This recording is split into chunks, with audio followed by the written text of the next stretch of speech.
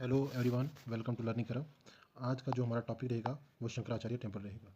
Previous lecture में हमने देखा था गुलमर्ग के बारे में। गुलमर्ग को मिडो ऑफ फ्लावर्स भी बोला जाता है, जो नाम यूसुफ शाह चक जी ने दिया था। यूसुफ शाह चक ने मिडो ऑफ फ्लावर नाम दिया था। उसके बाद हमने देखा था इनिशियली इसको गोरीमर्ग कहा जाता था। उसके बाद जहांगीर जो अकबर के बेटे हैं, इन्होंने यहाँ से 21 वैरायटी ऑफ फ्लावर लिए थे अपने गार्डन के लिए। उसके बाद यहाँ पर दुनिया का गंडोला, जो यहाँ का गंडोला फेमस है, गंडोला ये सेकंड लार्जेस्ट है एंड सेकंड हाईएस्ट है। Second largest and second highest of world. दुनिया का सबसे सेकंड लार्जेस्ट और सेकंड हाईएस्ट गंडोला हमें कहाँ पर देखने को मिलेगा? गुलमर्ग। उसके अलावा ये गंडोला सिस्टम जो था ये बनाया था एक फ्रेंच कंपनी थी, जिसका नाम था पोमा ग्लास की। उसने इसको कंस्ट्रक्ट किया था। उसके बाद 1915 में यहाँ पर हरी सिंह ने एक टेंपल बनाया था, महारानी टेंपल। कौन सा टेंपल? महारानी टेंपल यहाँ पर बनाया था।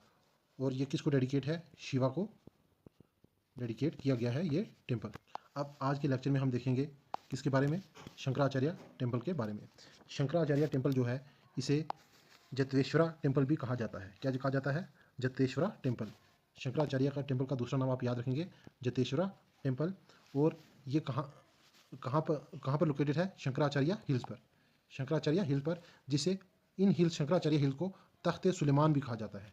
तख्ते सुलेमान। और ये साउथ ईस्ट ऑफ कश्मीर में देखने को मिलेगा। कश्मीर के साउथ ईस्ट ऑफ कश्मीर में देखने को मिलेगा हमें। क्या? Shankaracharya hills. The site dated back about 250 BC। और ये साइट जो है लगभग 250 BC पुरानी है। अब एक बात यहाँ पर आती है कि शंकराचार्य टेंपल बिल्ड किया किसने है? शंकराचार्य टेंपल बिल्ड किसने किया है? बेसिकली अलग अलग हिस्टोरियन का अलग अलग मानना है इसमें। जैसे हिस्टोरियन का मानना है कि जुल्का, कौन? जुल्का सन ऑफ अशोका, इन्होंने इसकी फाउंडेशन रखी थी। क्या रखी थी? फाउंडेशन रखी थी। आज से तकरीबन 200 BC, आज से 200 BC पहले इसकी फाउंडेशन रखी थी। और लेटर ऑन जब गोप आदित्य आए तो इन्होंने इसकी फुल कंस्ट्रक्शन की। ये अलग अलग सोर्सेज में अलग अलग तरीके से बताया गया है। तो क्या हमने क्या देखा कि जो शंकराचार्य टेंपल है, जतेश्वरा टेंपल है, इसकी शुरुआत जो थी वो जुल्का ने की थी और बाद में गोप आदित्य ने इसको कैरी फॉरवर्ड किया था या कैरी ऑन किया था। और ये माना जाता है कि जो आदि शंकरा हैं वो यहाँ पर विजिट करते हैं और यहाँ पर रुकते हैं और वो सनातन धर्म को रिवाइव करते हैं। और जो ये शंकराचार्य टेंपल है इसकी हाइट लगभग 1100 फीट अबो सी लेवल से कितना ऊंचा है? 1100 फीट इसके ऊंचा है। और शंकराचार्य टेंपल जो है डेडिकेट किया गया है किसको? लॉर्ड शिवा को ये डेडिकेट किया गया है। और ये जबरवान हिल रेंज में हमें देखने को मिलेगा।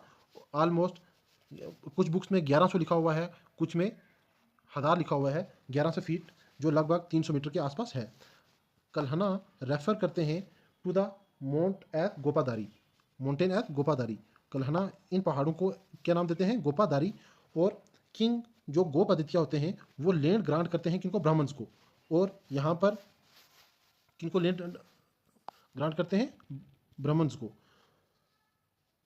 अब ये हिंदुइज्म के साथ साथ बुद्धिस्ट के लिए भी बहुत इंपॉर्टेंट प्लेस बन जाती है। हिंदुइज्म के साथ साथ ये बुद्धिज्म के लिए भी एक इंपॉर्टेंट प्लेस बन जाती है। राजतरंगिणी में इस टेंपल को, राजतरंगिणी जो कि कल्हना की बुक है, इसको जतेश्वरा टेंपल के साथ के नाम से बताया गया है। जतेश्वरा टेंपल के नाम से बताया गया है।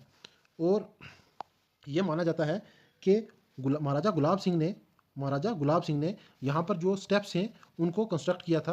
और ऑलमोस्ट ये 243 स्टेप्स हैं। कितने स्टेप्स हैं? 243 स्टेप्स हैं।